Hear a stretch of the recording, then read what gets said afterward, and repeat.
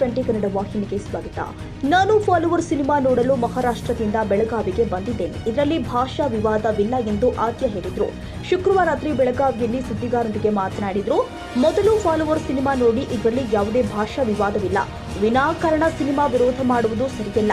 ಇದರಲ್ಲಿ ಗಡಿ ಭಾಗದ ಸಮಸ್ಯೆ ಬಗ್ಗೆ ಯಾವುದೇ ಪ್ರಸ್ತಾವ ಮಾಡಿಲ್ಲ ಎಂದಿದ್ದಾರೆ. कन्नड और मराठी असं काहीच नाहीये. तुम्ही पिक्चर बघायच्या आधीच काय इश्यू करताय? आधी पिक्चर तरी बघा, पिक्चर बघून बोला ना.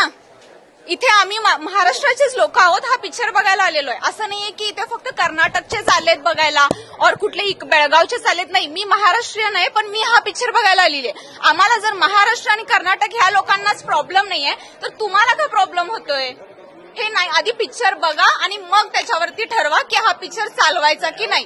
आणि मी रिक्वेस्ट करते की सगळ्यांनी हा पिक्चर बघा. ह्याच्यामध्ये काहीही सीमावाद असं नाहीये. उलट ते बंद करा असंच ते 3 मित्र सांगतायत. एकदा पिक्चर बघा आणि मग त्याच्यावरती प्रॉब्लेम करा. पहिला बघा ना आणि मग डिसाइड करा ना.